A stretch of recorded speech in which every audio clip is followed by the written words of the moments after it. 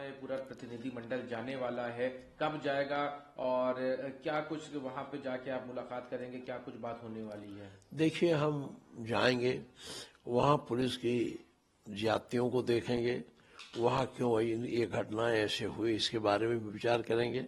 जो नौजवान मारे गए हैं उनके परिवार वालों से मिलेंगे और उनसे भी हम पूछेंगे कि इस परिस्थिति का कारण क्या है।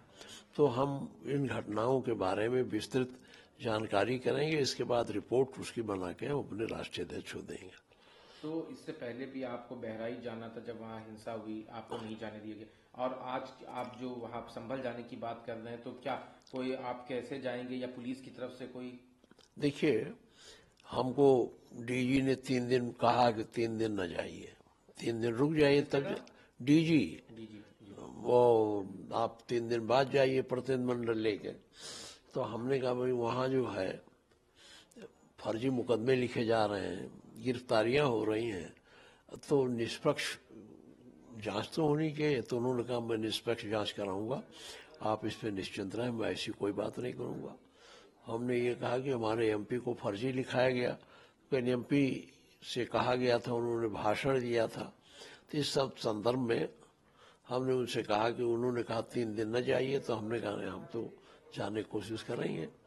अब वहां जाते जो देखते तब ना पूरी बात बताते, यहाँ से क्या बता दें। तो डीजीपी ने आपको 3 दिन की हिदायत दी ना जाने की, तो उसके बाद क्या अब आप लोग जाएंगे तो कैसे जाएंगे, क्या कुछ? अरब जाएंगे तो रास्ते से जाएंगे और क्या, कोई उड़ के जाएंगे। आज जाएंगे कल जाएंगे? अभी हम तो आज ही जाना की तैयारी कर लिए हैं जाने की, लेकिन प्रतिनिधिमंडल के लोगों को इकट्ठा करके कहाँ मिलेंगे तब लेके संभल में जाएंगे ना।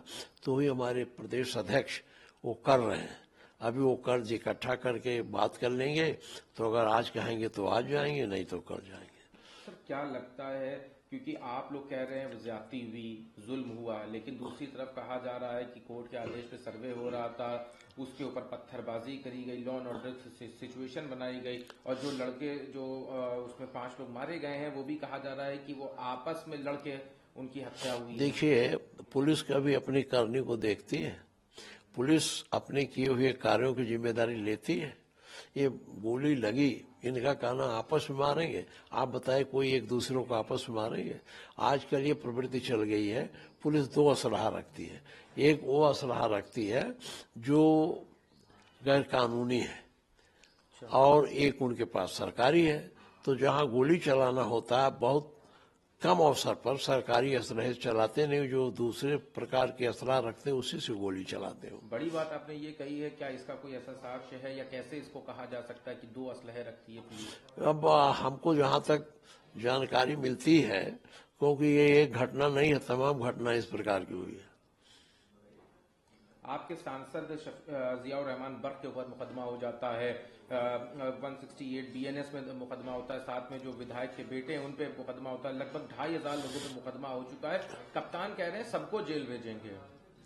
अब कप्तान तो जिस सरकार में है वो सरकार में है, तो वो हिंदुस्तान भर को जेल भेज सकते हैं, उनकी बात की कौन परवाह करे।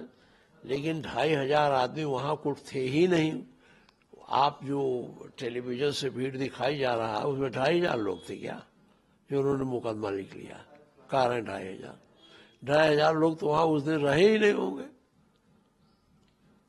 सर इसके अलावा अगर संभल घटना से अलग हट के बात करी जाए तो उपचुनाव का चर्चा का एक रिजल्ट रहा है, लेकिन जो उपचुनाव की बहुचर्चित सीट थी मिल्कीपुर, अब उसका रास्ता साफ हो गया कोर्ट से, जल्द ही उस पर चुनाव की घोषणा हो जाएगी। तो क्या लगता है कि रिटेन कर पाएगी मिल्कीपुर समाजवादी पार्टी? देखिए, मिल्कीपुर ये जो चुनाव हुआ है, ये भाजपा के कार्यकर्ता चुनाव नहीं लड़े हैं, न भाजपा पार्टी लड़ी है, ये पूरी सरकार लड़ी है। कमिश्नर से लेकर कलेक्टर, एसडीएम, एसपी, डीआईजी सारे लोग मिलकर ये चुनाव लड़े हैं। जनता के बीच में इतना भय पैदा किया है कि आपको जिस कुदरती की बड़ी बड़ाई की जा रही है, मैं वहां था, वोट ही नहीं डालने दिया जा रहा था, गांव वालों को रोक दिया गया था, पाले से धमकाया जा रहा था। मैं खुद गया, मुझे कहा गया कि आप रात को आप यहाँ मुरादाबाद में नहीं रह सकते हैं, और हमने कहा ठीक है, नहीं रहेंगे, हम चले जाएंगे। हम चले आए, बरेली रहे, बरेली से हम देख रहे थे जितने चुनाव हुए हैं। मैं खैर में गया था, जिस ब्राह्मण के घर में बैठा था उसको धमकाया गया, उसको कहा गया जेल भेज देंगे। यही हाल वहाँ का था मझवा का। मझवा के तो थोड़ा दबंग लोग थे, बहुत डरे नहीं। यहाँ हमसे हाथ जोड़ लिए कटहरी के लोग कि बाबू ना आइए हमारे घर, नहीं तो हमको जो है पुलिस बंद कर देगी। यह हालत था। नहीं, तो ये हालत थी। और उसके बाद क्या लगता है मिल्की इसके बारे में हमने खुद कुदरकी के बारे में मैं मिल के उनको बताया। जो पर्यवेक्षक थे वो कह रहे थे मैं देख लूंगा, ये करूंगा, सब ठीक करूंगा। जब सुबह होने लगा तो मैंने उनको टेलीफोन किया तो कि भाई ये हो रहा आप देखिए। उन्होंने कहा मैं देख रहा हूँ, देखा कुछ नहीं किया। यही चुनाव, यही हाल शीशा मऊ का था।